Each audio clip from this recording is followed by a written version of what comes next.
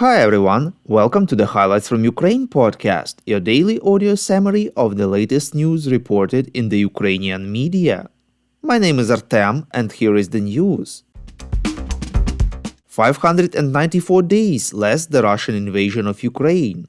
Yesterday, President of Ukraine Volodymyr Zelenskyy visited Romania, reports Ukrainska Pravda. He met Romanian President Klaus Iohannis and promised good news about artillery and air defense support, as well as thanked Romania for its past and future assistance. Zelenskyy also met Romanian Prime Minister and leaders of the parliament. The President of Ukraine announced the expansion of transport corridors between the two countries and cooperation on food security. He also said that reached an agreement that Ukrainian pilots would be among the first who will study at the new F-16 training base in Romania. In an interview with France 2, Ukrainian President Volodymyr Zelenskyy said that Ukraine continues to advance forward step by step, reports Espresso. He added that Russia is trying to counterattack but without success. At the same time, he acknowledged that Ukraine is not moving as fast as we would like or hope. According to the president, time is on the side of the Russian forces, so the aid to Ukraine could not be interrupted. The German arms producer Rheinmetall announced plans to supply 150,000 artillery shells to Ukraine, reports Militarny. This will be done within the order from the German armed forces.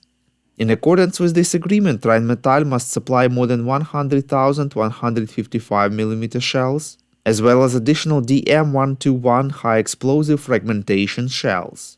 The first tens of thousands of shells will be manufactured by the end of this year and the rest in 2024.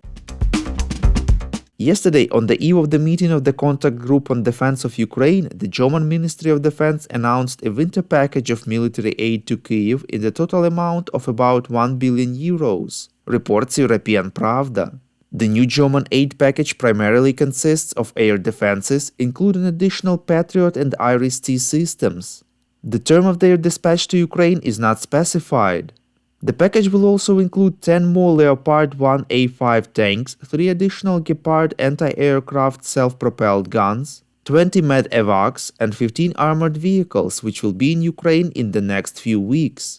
In addition, for the Special Operations Forces of Ukraine, Germany will provide a support package of 20 million euros.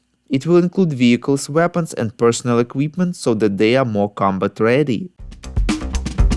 We would really appreciate if you could rate us, ideally with 5 stars, in the app where you are listening to this podcast, Google Podcast, Apple Podcast, Spotify, and others. This way more people would learn about the highlights from Ukraine and truth about Russia's invasion.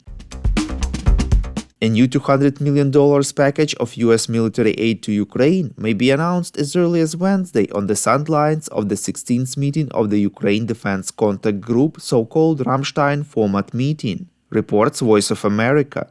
According to the media sources, the package will include AIM-9 and TOW missiles, ammunition for HIMARS systems, precision-guided aircraft munition, and artillery shells. Furthermore, it is expected to contain equipment to fight drones, AT-4 anti-tank grenade launchers, ammunition for small arms, and much more. Head of the National Police of Ukraine Ivan Vyhivsky informed that nearly 400 former Ukrainian police officers are now working in Russian-controlled law enforcement agencies in the temporarily occupied territories, reports Interfax Ukraine. He added that they all will be served with a notice of suspicion of treason in absentia.